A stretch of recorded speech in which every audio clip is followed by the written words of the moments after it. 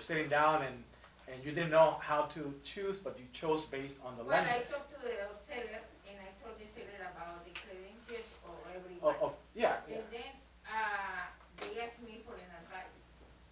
And I said, well, this guy, because the guy we know, my family know, because he is a lender for some of my nephews. And they know him.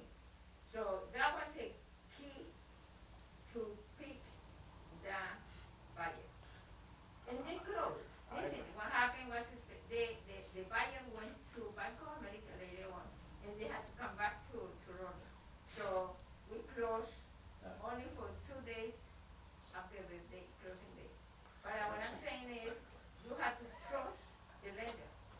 I agree, but imagine this situation. Imagine that stack of offers, and you didn't know any of the lenders.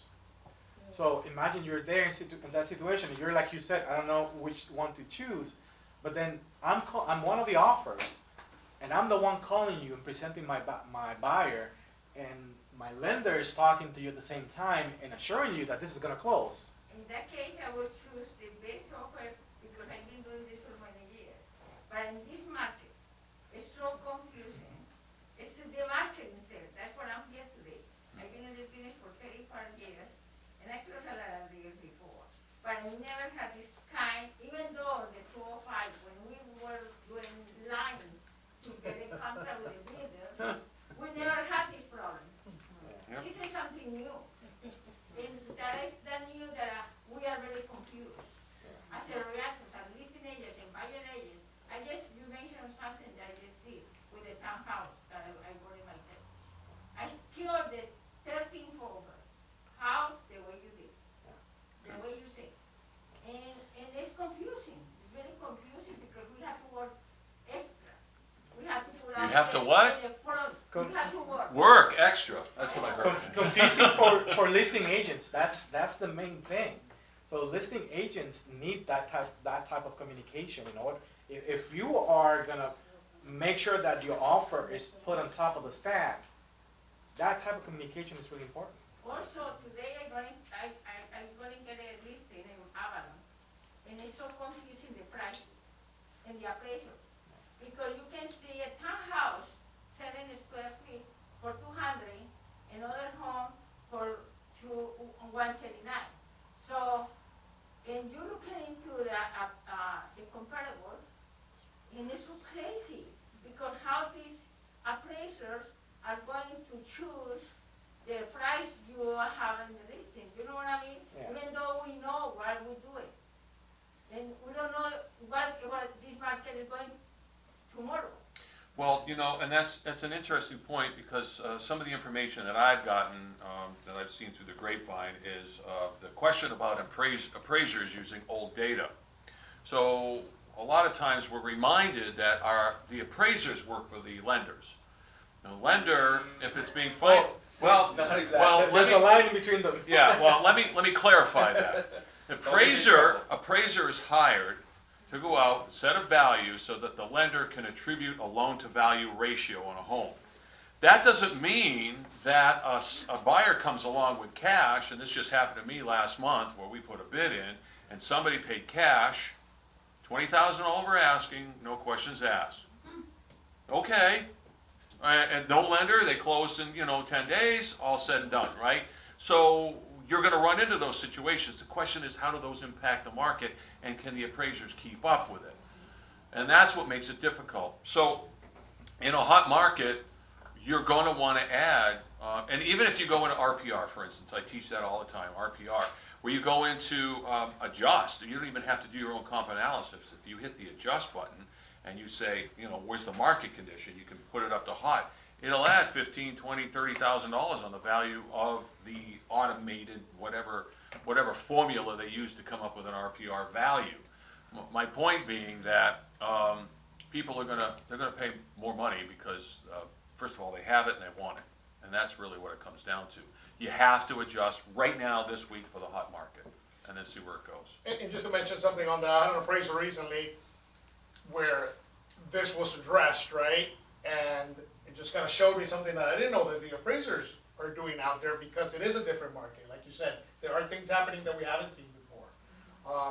So they added a couple extra comps, and they put there a note saying, hey, to help justify the value, here's what other properties are listing for. So he's also Including- grading that and saying, hey, this is what's sold, but I Yeah, have an understanding that the market is changing so rapidly that something that's comparable that sold 90 days ago is outdated. yeah, So he's bringing in other properties to, you know, within his limits to be able to justify the value he gave that property versus the comp. and be prepared, if it works to your customer's advantage, to challenge an appraisal. Be prepared to do that. If you've done your own comps and you've done your due diligence, you'll have no problems. I've challenged many appraisals. I've got 3 for 4 right now, so I'm feeling pretty good. One of my And I most worked with epic these ones gentlemen. was with you. Yeah, It was like a VA manufactured home, came in quite a bit low. yeah, it was And- about 8 to 10,000 low. Yeah, and we got the comps and Yeah, pulled it out. So Yeah. there's lots of ways to address those as well. So, your next page, page 3, we have Nick. Nick actually has taken some training and put a bullet list Correct. together of items, of things to cover, 10 tips on getting your offers accepted. Some of these might overlap, but additional conversation points. yeah, I can't take credit for these, but I did a little bit of training and some of this is like just general stuff and then some of this pertains to working with your lender. So the first one, I don't think we really touched on too much, but you know, there are gonna be situations in which your seller may need a little extra time to get into their next place if they're building a house or they're relocating. So you can always offer a lease back. Hey, we're gonna close in 30 days, but you can occupy the house for another month and just lease back from the buyers. I've had that happen a few times just to accommodate, right? So again, some people just wanna get in and get out, but there are circumstances in which that can be pretty helpful. Can any loan accept that, a FHA or a conventional? Yes, however, if they're buying it as a primary residence, they are stating that they're gonna occupy it within 60 days. So you can't have a lease back go longer than 60 days. You know, technically, are they gonna come check and make sure they've moved out after 65 days? No, but that's, you know, try to keep Okay. it 2 months or less. Yeah, well, 60 days is ample if you're in a situation where you're already kind of in a contract for another Yeah. one. Many times what the borrower wants is just, the seller wants is for you to remove one of their concerns. They might not even need it, but, oh, great, I have an option with this one. And, you know, so going back to what Carlos said, speak to them what's important to them.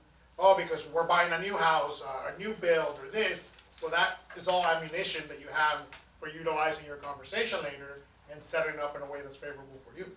New builds never close late though. Yeah. You know. So, but yeah, I mean, giving that flexibility, I think is helpful. Tony kind of touched on this earlier, but sending your MLO reviews. Again, if you happen to be working with, you know, self-promotion here, if you work with one of our team members, with Tony, myself, or 2 other folks, like, we have good reviews. You Google Equity Prime as an office, we have like 5 stars, like 400 something reviews. Our own reviews are very good. You know, you can find a couple of bad ones from like way back in the day for me, but you know, generally they want to know they're working with somebody who knows what they're doing, is going to communicate. I do, again, kind of like what Carlos touched on. We'll call them, give us their information. That's what we're here to do. So if that helps us calling them and saying, hey, you're going to be getting an offer from one of our clients. Carlos is the realtor. I'm working on the loan. Just want to let you know, everything's looking good. I have pay stubs, I have bank statements, credit's great. That'll be good to go. Just some quick little thing. And I usually add in for my stuff. By the way, I call everybody once a week. You'll be hearing from me on Wednesdays. Do you prefer me to call, text, or email you? Like that deal we did together, Ben. She was very excited to hear from me on the phone. This is a big time realtor we worked with, and she was like, just email me. But every Wednesday I emailed her, and at the end she was like, you and Ben did such a great job, so communicative, and there we go. You know, so. It's not hard to stand out in the crowd. It's these and days. it's not hard to just that one extra touch is can make a big difference. So anything I think that kind of speaks for itself. Just let it. Yeah, find different ways of. You have someone in your corner. Find different ways of highlighting your team.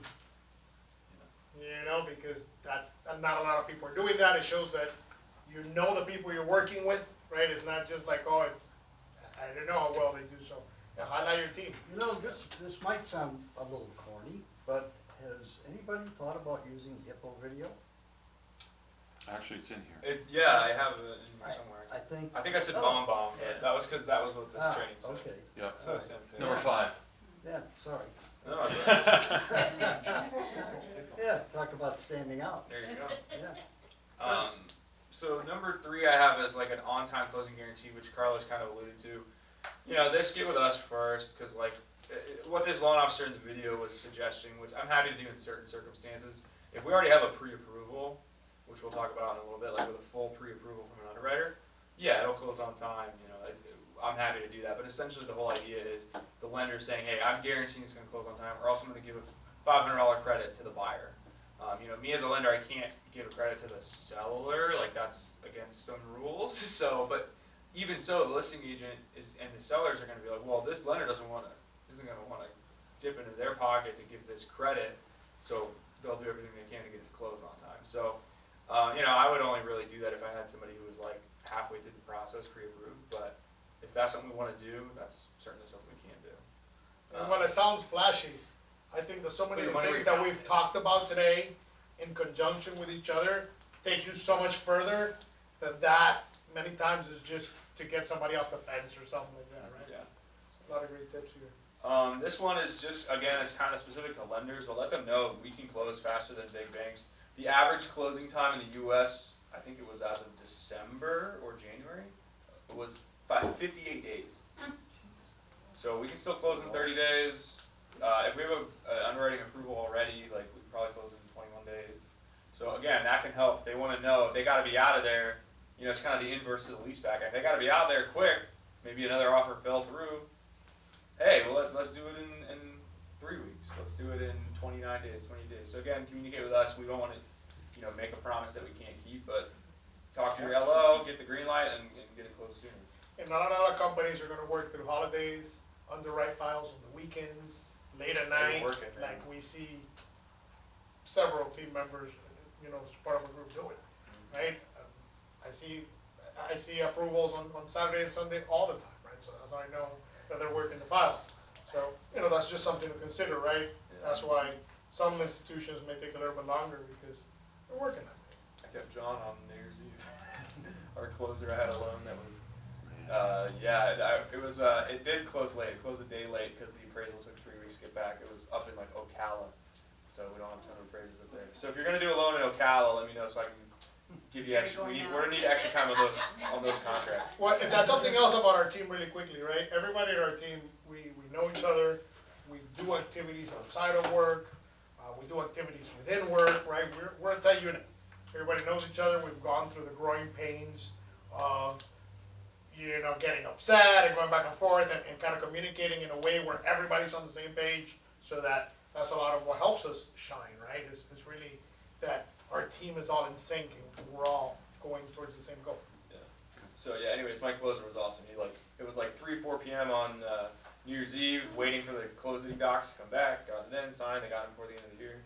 It was awesome. So call listing agent. Carlos already spoke to that a lot. I'm not going to get too into that, but yeah, I put BombBomb video. You can do Hippo video. Anything with like something to put a face to the name. Especially in the last 12 months, I know I've gotten really good at using Zoom. So you know, getting in front of them some way, even if it's digitally, they see your face. Something nice about that, a little human connection. I think it's great. This was one that I feel like probably, because I know I did this when I was looking to buy a house last year, and it worked, I got accepted, hopefully that was part of it. But a buyer love letter, so some of you may have already done this, but just have them write a nice little thing about, oh, we just got married, or we're looking to do this, or we're going to do this. It's just something to kind of, again, separate yourself, pull at the heartstrings a little bit. I've actually done that. Nice form letter, say, you know, introducing at the very beginning, before they see all the forms and everything. A nice little form letters introducing, hey, this buyer, brand new family, you know, mom's got a new one on the way, they're growing, and give them, make it endearing. It's emotional. So all of a sudden, you've got somebody reading this as part of the offer going, oh, well, I would love to see my house go to a growing family. That would be wonderful. And, you know, if everything else is rock solid, it might be that one thing that just puts you over the edge and goes, oh yeah, let's help the new couple out. I've seen it work, who Yeah. don't want to continue with the home, right? I have people send the offer and give concessions because Well- they had kids, and, you know, they wanted those kids to grow up at that house and make the memories. You know, the buyer, the seller really got involved in it. It Well, was some nice. It listing happens, agents will actually ask, if you have the conversation, is this an investor or is this a private owner? Oh, private, oh, okay. You know, and the tone, you can recognize it in the tone. Oh, investor just wants to come in lowball, whatever. So somebody had a poor experience with investors. But certainly, a love letter, make it endearing. This one I love. I really like this. An LO checklist. So a pre-approval letter, a pre-qualification letter is got pretty standard verbiage. Hey, based off a preliminary application, this person qualifies. Essentially, is what it says. But yeah, that and again, depending on not to talk down on anybody, but like depending on the loan officer you get it from, it may not be worth anything, right? That's why so many offers fall through. Yeah, because they're not doing their due diligence. So having an LO checklist is huge. So again, this is something we technically already have because we just have it for our own self. So again, provided the client is comfortable with this, and I think explaining the value to them, they would get their buy-in. But essentially, you're letting the listing agent know, I have pay stubs, I have bank statements, I have W-2s, I have tax returns. I can't tell you. I'll give a very short story. I have a million stories, but somebody came to me from a bank. They got denied from the bank. The bank did not look at their tax returns before they bought a house, before they gave them a pre-sale letter. They have a W-2 job. This dude made like $100K working for Universal. But he also, maybe it wasn't that much, but it was good money. And he had a side job where he did like art. It was pretty cool stuff actually. But he wrote off like $30,000 of expenses on his Schedule C. So even though his income on his W-2 was $100,000, he had to count it as 70, let's say, and they didn't qualify anymore. So he comes to me, he calls me in a panic. Oh, I got your number from so-and-so, I got denied. Like, we have a W-2 only program, so we didn't need to look at it. But this person did not have a W-2 only program. So if they could have saved themselves a whole lot of grief by getting that ahead of time, right? It ended up not being a factor. But letting them know, we have this, we have this, we have this. Like, That's why on some listings in the MLS, you'll see must be approved by our lender, Yeah, right? yeah. you'll see Because that. they don't trust Another. Other lenders. From lenders. the And, lender. and that comes after having many listings Exactly. fall through Exactly. mid-process. Sure. Can Yeah. You you can still make- go with the original person. Nick, can you say that out loud, because I was confused about that. So they can't say you have to use our lender, but to my knowledge, they can say you You have don't to have do an to use them, application. but you have to get. And they Pre-qualified. say They that, check our work. the wording says that at the end of, you can find, at the end of the process, you can use your lender, Yes. but we need a pre-approval from From this us. lender. I wanna know my guy gives it the They thumbs just, up. you have to be checked by their lender for their approval, Yeah. just to make sure that you're qualified. Not to play devil's You can advocate, use though, whoever you want. we can do a lot of stuff other people can't. Though, I was just sometimes. gonna say, well, how do you know their lender is credible? Well, they know. Yeah, That's to why be it's a honest, Yeah, listing. it's to satisfy. It would be their- like- They, Be like- trust their lender. Right, it'd be They like, for just don't instance, trust if you, yours. when you have a listing, And you could say, look, I want pre-approved, my customer wants pre-approval through Equity Yeah. Prime. Yeah, Yeah. Now, they can go to Equity Prime, get their pre-approval, and then after that, they go anywhere they want, Okay. like they'll want to. I found that lenders are like pretty nice to each other and share information though too. Like I had a deal in which it was like a condo and somebody couldn't do it, so they sent it to me, and the lender called me and they were like, "So what are you doing differently?" I'm like, "Oh, I don't, whatever. This is our rule." And they're like, "Oh, well, our rule is different." They're like, "Okay, well, there you go. Good to know." And then I had a deal, similar thing we couldn't do for some reason, which is rare. And then I called their agent or their LO and I was like, "Hey, what did you do?" And then I was like, "Oh, okay. Well, that's a little bit different than." So everybody has different rules. So sometimes it's just the lenders talking to each other and being like, "Oh, okay, great. Well, I'm glad you can do that." Okay. And go, it's not fun if you have to give it away, but at the same Sometimes time- it is a Yeah, we want the referral, right? family to get the house, right, regardless. Yeah, it's like- That's the Somebody bottom else. line, Yeah. yeah.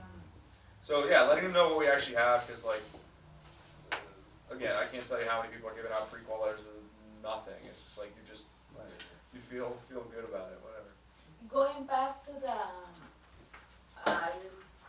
lease back to sellers, Yeah. do you think, veterans, we can do it? Anybody who's gonna. So if you're buying it as an investment, you can lease back however long you want because you're literally No, buying. in this case, But there is going to be. It's a VA loan? 60 Any days. owner occupant, you can do 60 days. 60 days. So you have to, they sign a thing at closing, I don't remember what it's called, essentially an occupancy agreement. Post-occupancy. Yeah, they say, I'm gonna occupy within 60 days and for 12 months. It's actually in the contract too. So, as long as they move in on day 61, you can do whatever you want with it, essentially, for 60 days. Okay, So that okay, helps. thank you. Even But with you have to have a post-occupancy agreement because Right, one of the things that happens is that, or could happen, is that, let's say they stayed in the home, and then when they left, they took all the appliances. And in the contract, they were conveying, the appliances should be there. So that's why you have to have a post-occupancy agreement. yeah, don't just make it a handshake. Yeah.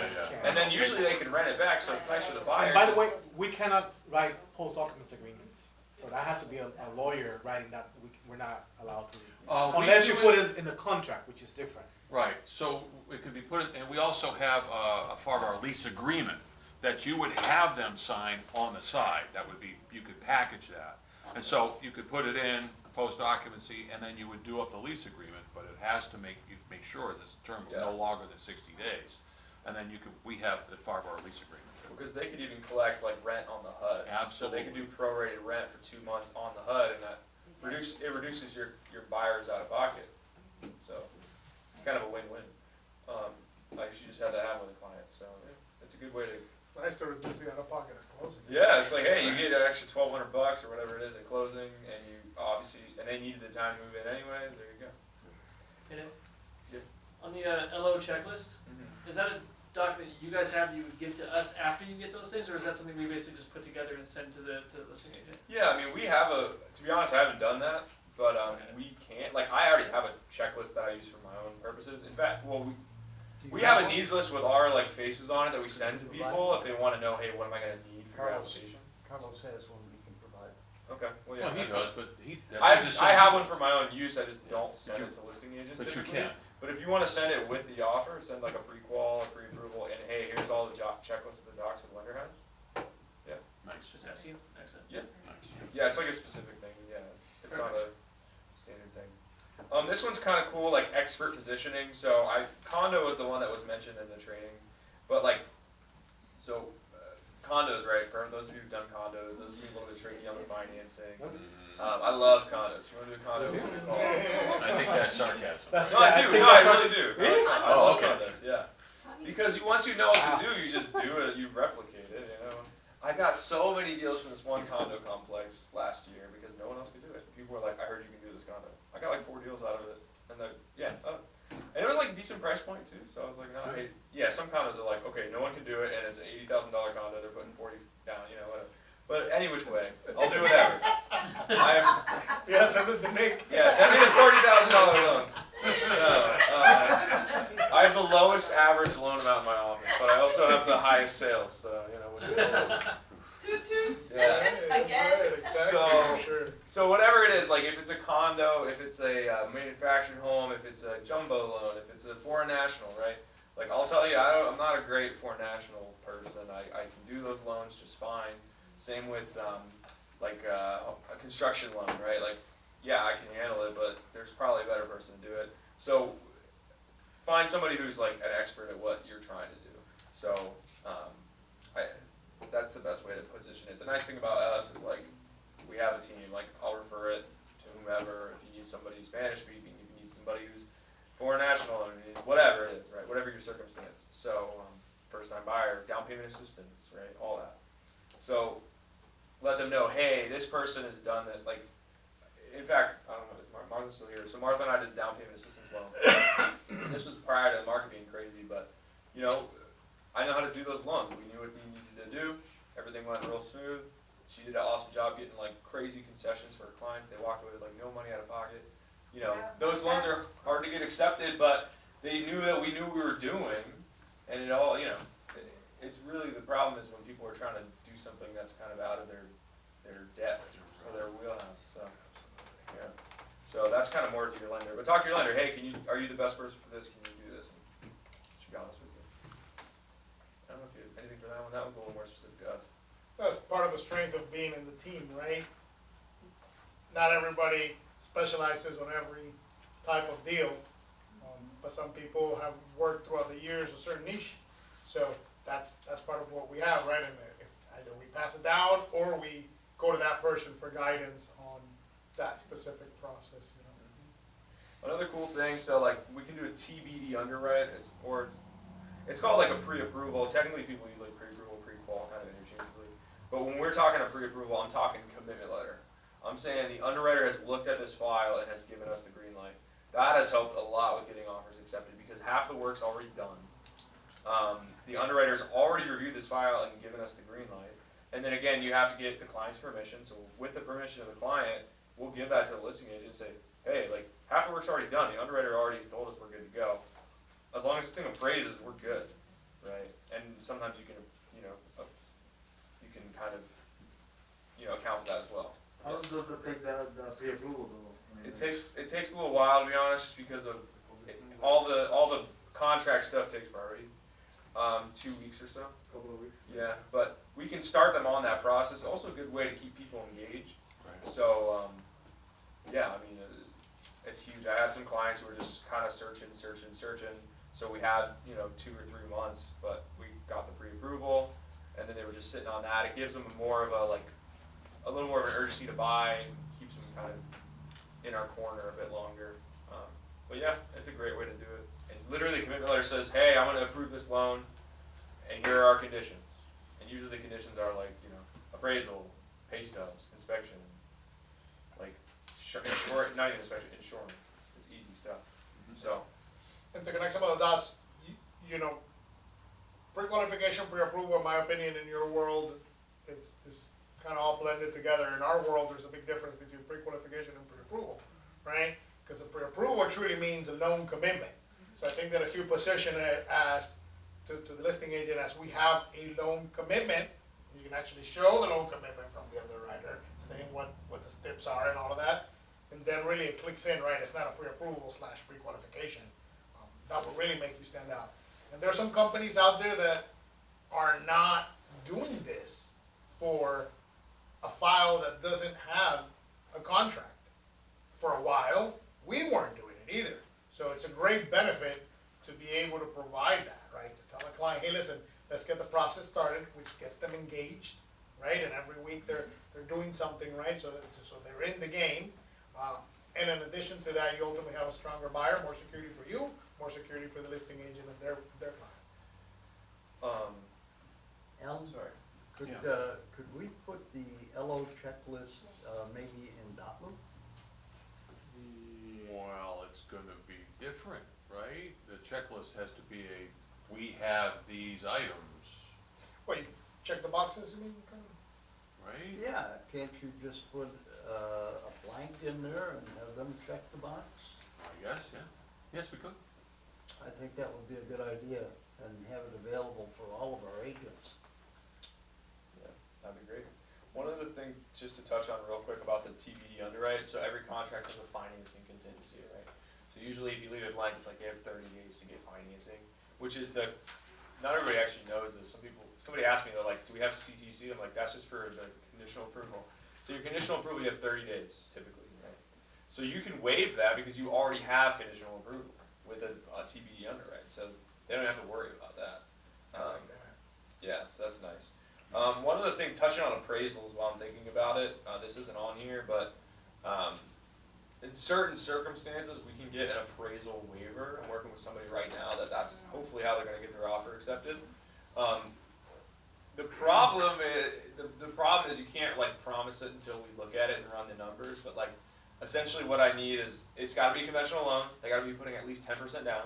So it's, you know, not everybody's gonna qualify for this, but conventional loans are 10% down. We can run the underwriting ahead of time, and the underwriting can say you get an appraisal waiver, right? So you wanna, again, communicate on that, but I ran the numbers and I was a little skeptical. I was like, I don't think we're gonna get an appraisal waiver at this price. Put it in the system, I ran the numbers. Sure enough, we did. So that means you don't have to do an appraisal. You literally don't have to worry about it. Your buyer can say, Oh, you can know that ahead of time.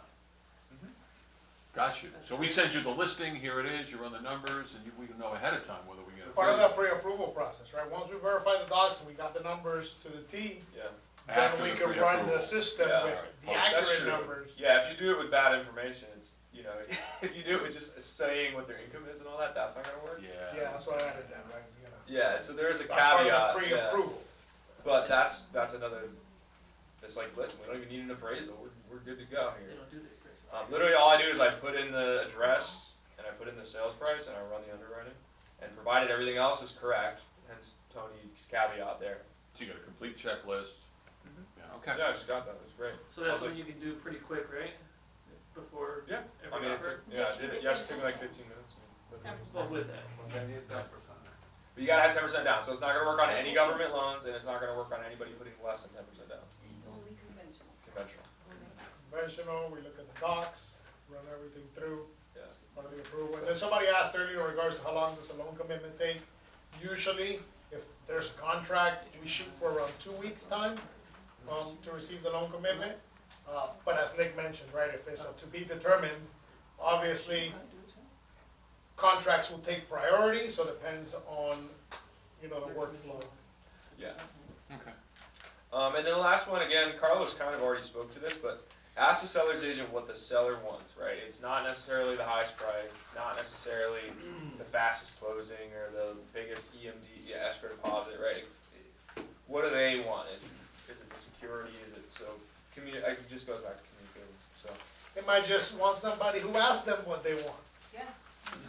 You never know, I mean, right? stand I out. just sold a home in Davenport in December, and we got multiple offers. The day before we put the house in the market, the next door neighbor calls me and she asked me, "Can you please make sure it's a family like ours? You know, there's no family kids, a Family like ours. ours." Oh, And there was there's no kids in the street. There's more kids on the street, and my kids are always bored. I'm like, sure.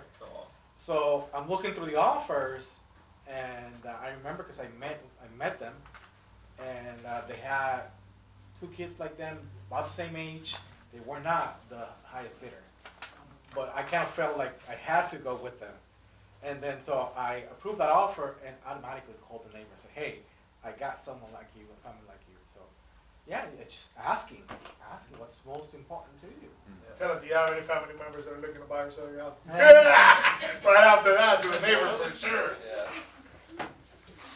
That's all I got. All right, so we got a lot of helpful tips and tricks. You know, I threw some other stuff under that introduction bullet list, just back on page 1.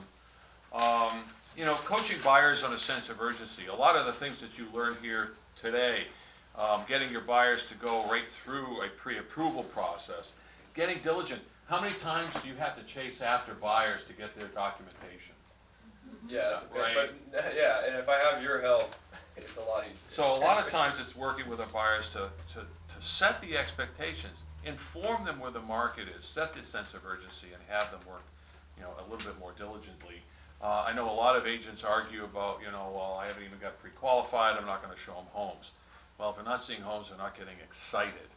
So once you show them a couple of homes and they're looking at you going, well, I really like this one. Well, if you loved it and you wanted to buy it, where are you? Because it's gonna be sold in a day or two, because that's the way the market is. We can't put in an offer today unless you're at least pre-qualified. Now, let's talk about being pre-approved and heightening your chance, right?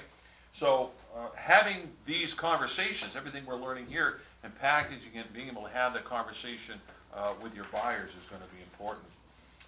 Something I threw in here too, I don't know if this has ever come up, I figured this was gonna be an open forum.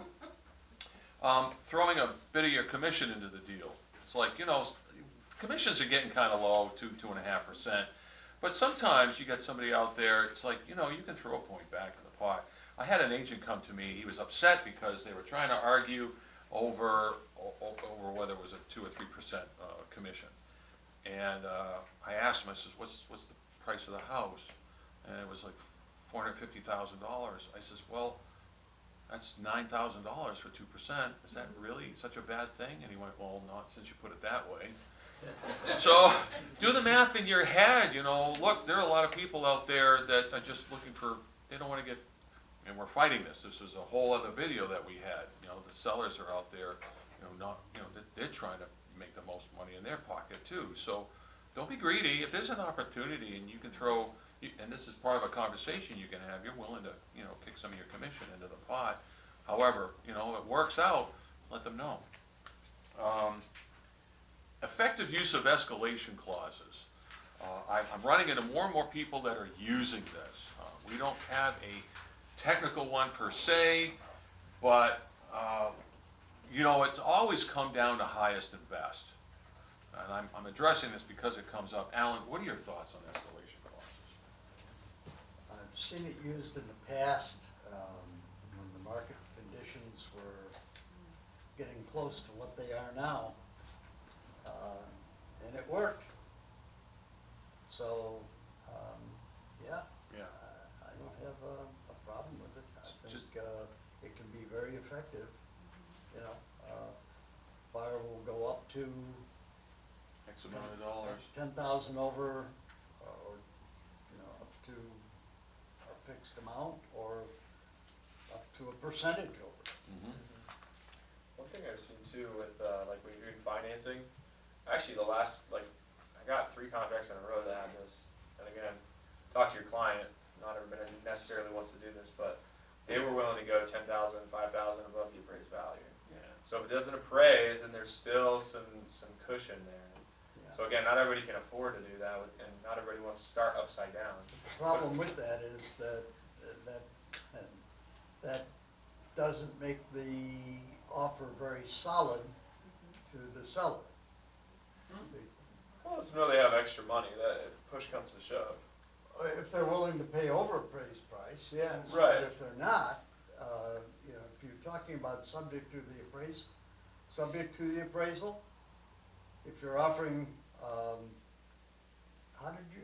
So they were saying they wanna offer like, so we'll beat the offer and we'll pay up to $10,000 above appraised value. So if it doesn't Okay. appraise, Okay. right, I'm then sorry, they're, I misunderstood. yeah, then they have extra money, so. Yeah, yeah. I just got an offer approved like that. It's in the Conway area, and there's a lot of investors buying in that area, so it kind of killed the price, the values there. And this owner, the home is beautiful. I mean, it's a brand new home, beautiful home. And so I'm talking to the listing agent, and she's going back and forth with my offer. She's saying they like your offer, but they're afraid that the house is not going to appraise because all this other transactions that are in the market. I go back to my customer and I say, well, but I mean, if you're willing, because they really wanted the home, let's put a floor there. So you're willing to offer, you know, if it goes down 5,000 over your asking price or under your asking offer, I'm sorry, you put that in cash. So, and that's how we got the offer. We offer money under or over appraised value, but that's what it is. But you guarantee at least a certain amount above appraised. Yeah, Right. so Up we to. guarantee up to a certain Up to, amount, right? Right, yeah, not like everything. Which ended up being Yeah. like $5,000, and my customer, Just sure, wanted- I want that home, 5,000, It's yes, worth it, yeah. let's Yeah. go for it. So when I So, just got back, it appraised that at value, so they were gonna be paying over 10, but it appraised, so they were like, cool, we don't need to bring the extra money. There you go. Actually, my last 2, one was with Risa, shout out. So, our last topic for conversation, and Alan and I have been working on putting this together. Did everybody get a copy of the calling list program? And,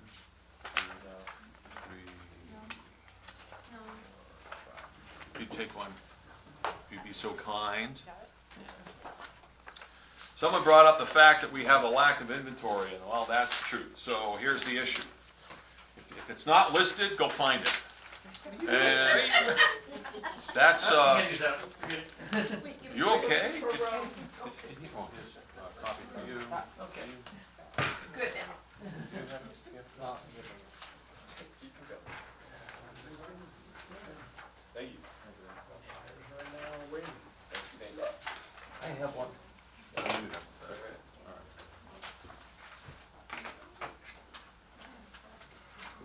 I'm not sure. Somebody had chocolate. Thank you, sir. Somebody had chocolate. Hope that was chocolate. I have a 4 client interviews. Okay, well, I mean, we're gonna some of you might be aware, I've been experimenting with new software that we purchased. And it seems to be working out pretty well. I've had a few test cases where people started making phone calls. So this is what this is. We actually purchase software. We can actually go into a neighborhood, draw a line around the neighborhood, and pull all of the phone numbers and whatever's available, phone numbers and email addresses, for the owners of those properties in that neighborhood, in that community. And it's been scrubbed. And it's scrubbed to the do not call list. Now here's the kicker. It's only good for 30 days because the do not call list is updated. So this is kind of where, you know, things play.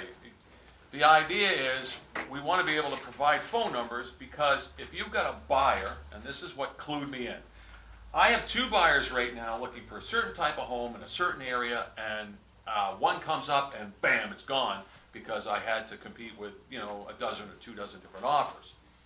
The idea is now, go out and find the listing.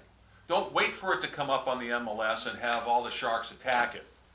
You make the phone call, find somebody that might be just on the edge of having that.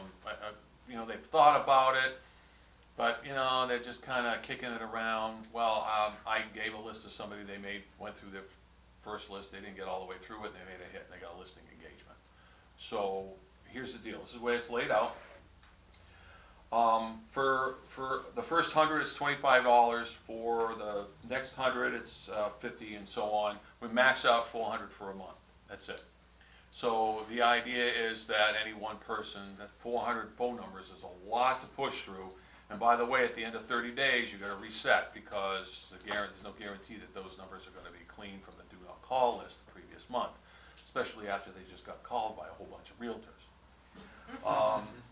The software works nicely where if we pull a list from an area, it highlights that area, keeps it. So if somebody were to ask for a neighborhood and then somebody was asked for the same neighborhood or close by, we would not overlap. So if you ended up getting an area, a neighborhood, a community, it would be yours at least for 30 days.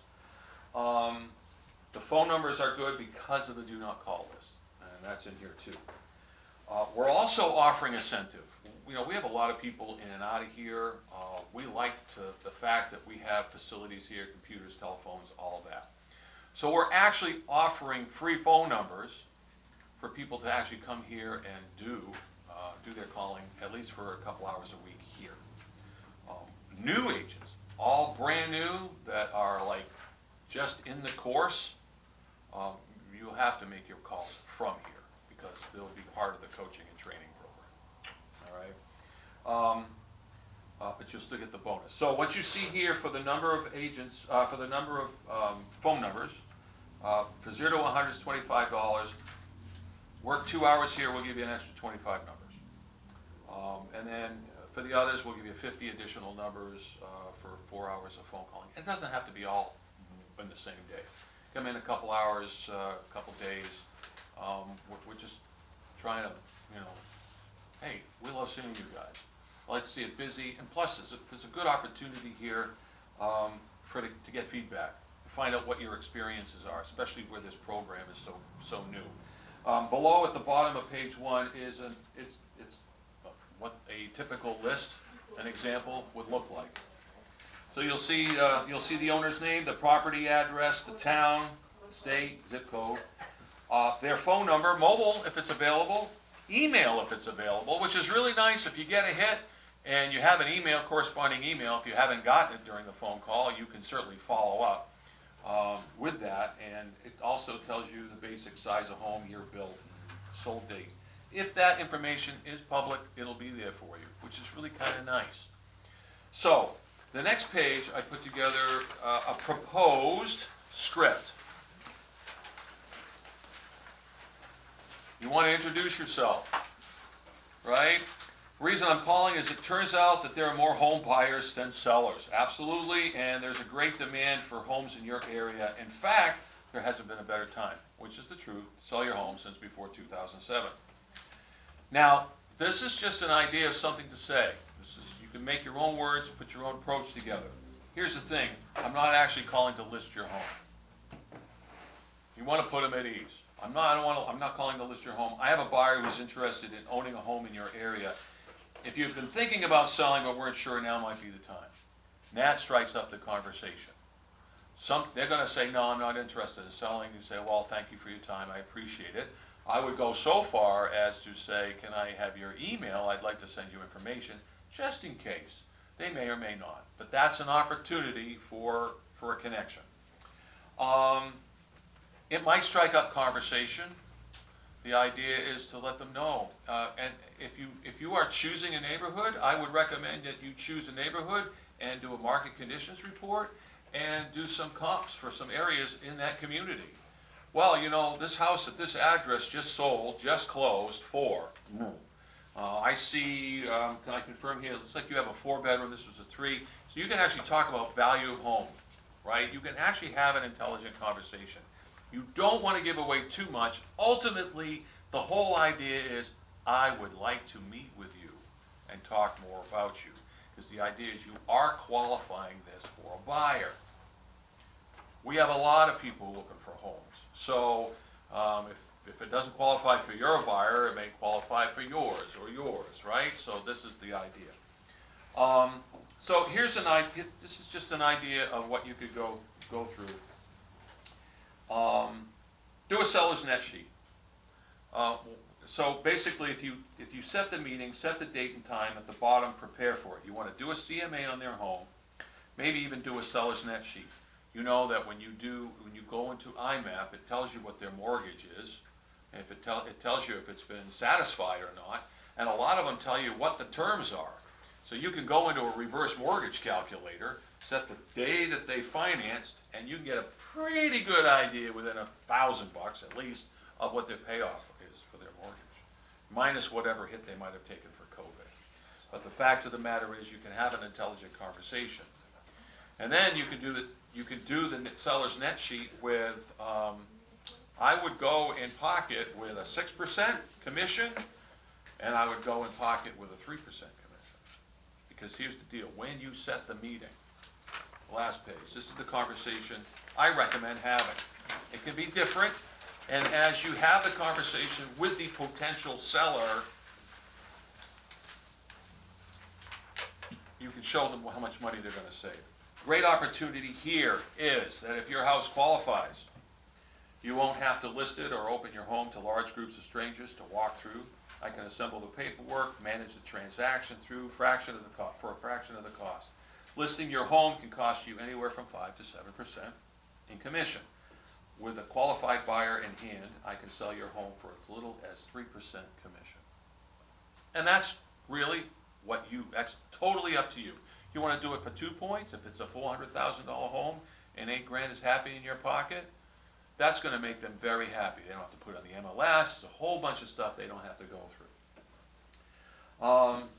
And that's the deal. Now, you wouldn't necessarily have a listing agreement with these folks. If you do, then you're getting in the MLS and all that. But you can use a commission agreement. It's 2 pages. It's a FAR bar, standardized comp, and you can actually put the name of your buyer in there. I have an actual buyer. I highly recommend picking a neighborhood where you have a buyer that wants to buy. That way, you're looking for a home for an individual, a known individual. If you don't, you might want to change your approach a little bit. You have a team member. You have an associate. You're helping out an associate because they have a buyer. However you want to work it. But the fact of the matter is, if you go in and the home doesn't qualify, you can have the visit. Oh, beautiful home. You have it. It's your opportunity to warm up to them, get to know about them. How come you haven't put it on the market yet? What are their concerns? Be prepared to educate them. But be prepared to actually have that opportunity to build a bond. And they might decide that, well, this doesn't qualify for the buyer. Let me look. I'll get back to you. And so you'll put it out there. I have a potential listing or a potential seller. Anybody have a buyer? And then you can go back to them and have the conversation. It's like, we don't have anybody right now, so I'm going to put you on a list. If at some point you decide that you want to actively list your home, we can have that conversation too. And that opens up the doors. Any questions? I've been getting in my neighborhood postcards, because all the realtors in the area. Sure. House just sold, right? This just sold, that just sold. community, you put it for sale today, it's sold tomorrow. Yeah. Yep. Well, you can have, actually, instead of sending out mailers now, you can actually do a phone call. Now, you're not gonna get every number in that neighborhood. And you know what? Maybe that individual's not ready to list, but their neighbor is, Right. right? So you gotta work that in, as you get to meet them, it's like, you know, not everybody's ready to sell, but, you know, how close are you with the neighbors, you know? Have the conversations, and it could really pan out for you. Also receive texts. Are you interested in selling your home? I like the personal approach. What? Yeah, I get. Yeah. Somebody Yeah, asked I me to buy talked- my house, I don't even live in it anymore. So I spoke with a realtor recently, and this actually came up, it was the realtor who posted that listing for $1. What happened with that one? I had a conversation with her, she happened to mention that, by the way, she says, you realize that Zillow they're an official brokerage now. I said, yeah. She says, they're calling everybody. She says, as a matter of fact, I talked to some people who are so sick of hearing from Zillow that they might be willing to sell their house just to get rid of them. No, that's a joke. No, she's had some people, it's like, you know, I've been thinking about it, if I might just go with Zillow just to shut them the hell up. Zillow's being tenacious. Be tenacious.